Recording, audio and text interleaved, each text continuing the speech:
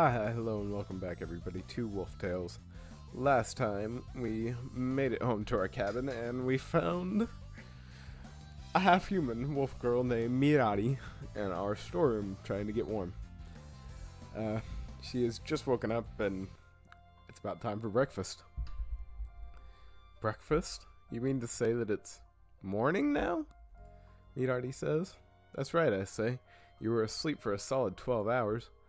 After emptying 2 packets of instant noodles, one into each bowl, I pour in the boiling water. I then place a fork in each bowl and bring them back into the living room, careful not to let the water spill over the sides. Alright, here you go, I say. Make sure to give it a few minutes to cook before you eat it, though.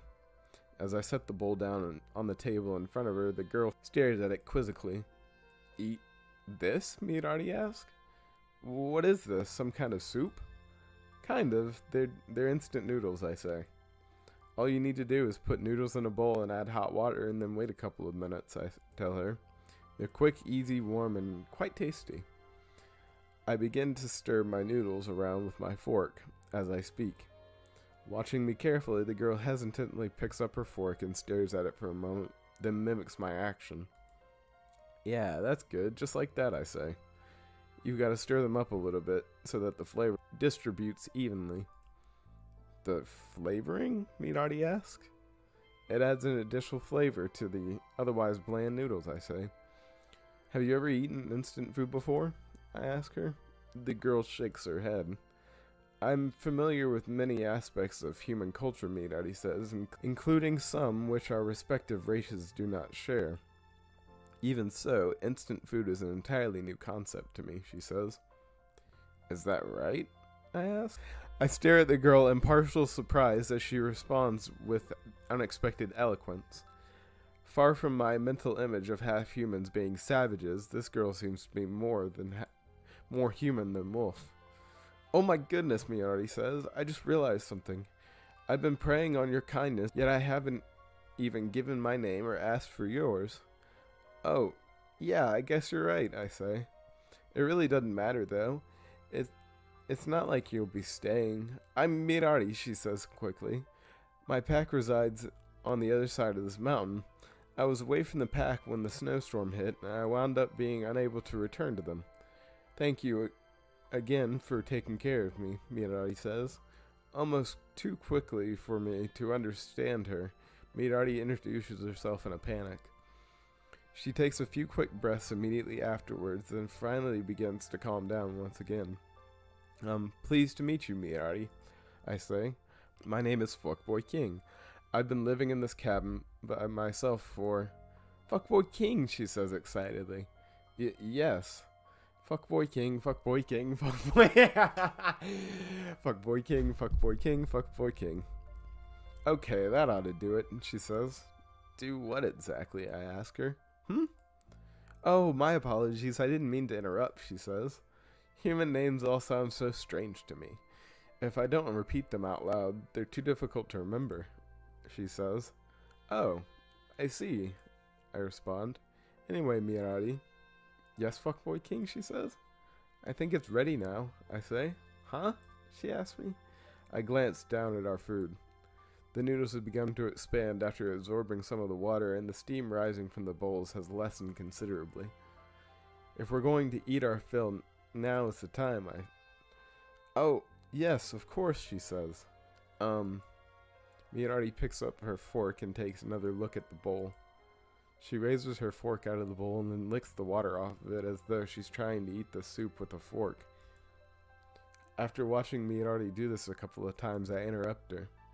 You can drink the water last after you've eaten all the noodles. Just watch me and do what I do, I say. Under Mirari's watchful gaze, I pick up my fork. After pushing it into a clump of noodles and turning the fork a few times, I raise the fork to my mouth. I take a big mouthful and happily begin to chew the warm, filling noodles. I see, Mirari says. The food is submerged and the water is too hot to touch, so you use a tool to bring the food to your mouth, she says. Pretty much, I say. Now, why don't you give it a try? Me, she says. Of course, that's why you were watching me, remember? Don't worry, it's dead simple, I say. Just get some noodles on the end of the fork and bring it to your mouth. Okay, Mirari says. I'll give it a try. Mirari nervously picks up her fork once more. Mimicking my actions to the best of her ability, Mirari clumsily scoops up a large number of noodles. She then raises her utensil, at which point most of the noodles slip off of her fork and fall back into the bowl beneath. Luckily for Mirari, however, a couple of noodles manage to hang on to the utensil. After quickly examining the foreign food one more time, Mirari hesitantly places them in her mouth. Is it good, I ask? This is, Mirari says, this is delicious. It's absolutely amazing. How can something this tasty be cooked in such a short period of time? You're exaggerating, I say. I like instant noodles as much as the next person, but at this point, I'm pretty sure you're hungry enough that even stale bread would taste good. Anything tastes good when you're hungry, you know? The moment I finish speaking, a fake grumbling emanates from Mirari's stomach. Her face is tinged red as she looks down, silently regretting the uncomfortable timing of her body's honesty. Despite her embarrassment, Mirari picks up her fork once more and continues to eat. See what I'm talking about, I ask? Anyways, it's perfectly natural to become ravenous out here. Your body burns a lot of calories keeping itself warm when you're out in the cold. After surviving that snowstorm and sleeping for so long, I'd be surprised if you weren't hungry. Just as Mirari is about to bring her fork to her mouth once more, she suddenly stops. Ah, the snowstorm, she says. I hope she's alright. She? I ask. No, it's nothing, Mirari says. I was just talking to myself, that's all. Clearly hoping to avoid questioning me, Mirari brings the fork up to her mouth and takes another bite. The moment she does, her lips curl up at the sides and a joyful smile appears on her face. After a few more tries, Mirari's gotten the hang of eating with a fork. Fueled by hunger, she devours most of the noodles in no time at all, leaving little more than the water behind. If I'm not careful, she might finish her own portion first and then start on mine.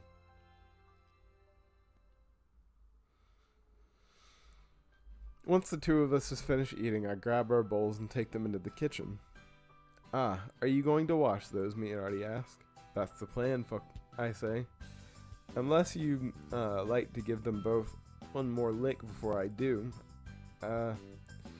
Don't remind me of my shameful behavior, Mirari says. Hunger truly does turn one into a different person. It's fine, I say. I'm not exactly the type of guy you'd expect to find dining at a five-star restaurant myself, you know. Be that as it may, Mirari says, I was going to ask if I could lick the bowls. Rather than, I was just thinking that maybe if you'd like, I could clean them for you? You want to clean the dishes, I ask? Mirari nods vigorously. It's the least I can do after you treated me to such a scrumptious meal. Oh, okay then. Look, I'm not going to turn down the offer for help, but do you even know how to clean the dishes, I ask? Of course I do, she says. Why wouldn't I know how to do something that simple? Mirari tilts her head and gazes at me with an expression of apparent confusion on her face.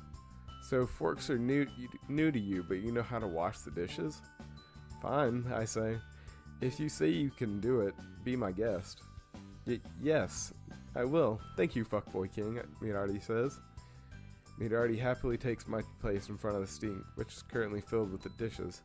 Displaying unexpected knowledge of human appliances, she carefully turns the hand next to the tap, causing water to flood into the sink. She then twists it back the other way in order to stop the flow of water and finally takes one of the bowls in hand. Huh, that's rather surprising, I think to myself. For someone who seemed so skittish from the moment she woke up, Mirari seems to be unexpectedly familiar with human inventions. Maybe half-wolves are more civilized than I thought. I'd always pictured them as wild beasts who ran around naked and hunted with their claws and teeth. Despite that, Mirari has been closed since the moment she showed up here, and she hasn't done anything particularly strange or unruly. If anything, she's like an ordinary human being who's lived on the brink of society just for a bit too long. As I compare Mirari to an ordinary human, my mind begins to flash back to the moment where I found her, cold, pale, and shivering, dressed in human clothing, seeking shelter in a cabin. Apart from her ears and tails, everything about her screams human. While thinking back to our initial encounter, one more thought crossed my mind. Having found her dressed in wet, disheveled clothes, I made sure to remove Mirari's clothes and then wash them before dressing her once more. At the time, even though it was not my intention, I did get a look at her naked body. Yep, just like a human, alright. Wait, what am I thinking about? Bad fuckboy king, get your mind out of the gutter. Just as I pull myself back to reality, Mirari suddenly turns around to face me. Okay, all done, she says. Huh? I say. The dishes, I finished cleaning them, she says. I unconsciously turn my head towards the sink. To my surprise, the sink, which was filled with plates and utensils I've been meaning to clean for days now, is empty. All of the items which needed washing have been cleaned and placed on the rack to dry. You cleaned everything? I asked. Of course, I couldn't just clean 1 or 2 bowls and call it a day's work, Mirari says. Well, I wouldn't have blamed you if you had, though, I said. Really, you didn't need to do all of this. Don't be silly. I did this because I wanted to, not because I had to, she says. Besides, if I'm going to be staying here, I need to make sure I earn my keep. Oh, okay then, I say. As long as you're fine with it, I guess. Shuffling off with a bright smile on her face, Mirari quickly disappears into the next room. The moment she does, her words dawn on me and a look of confusion creeps onto my face. Wait, staying here? Earn my keep? Mirari was just talking about the night she's already stayed, right? Or is she actually assuming that I'll let her stay another? I look out the window as contemplating kicking Mirari out. No matter how nice Mirari is, it's against the rules for humans to associate with half-humans in any way. I say. Even though the snowstorm has died down, it may not be over yet, I say. And even if it is over, the snow underfoot is likely to have been dislodged and moved around by the storm, making it dangerous to walk on.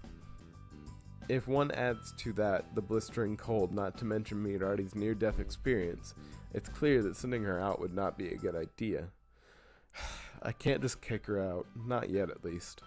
No matter how much I'd prefer to be alone, I'd be eaten away by guilt if I sent that nice young girl to her death. Besides, it's not like I can't accommodate one more person for a night or two, and I'm curious about how half-humans like Mirari live. For now, let's just call this a sleepover, and then in a couple of days when Mirari is feeling better, we'll go our separate ways. Alright everybody, I'm going to call it here for this episode. As always, I hope you enjoyed, and I will see you next time for more Wolf Tales.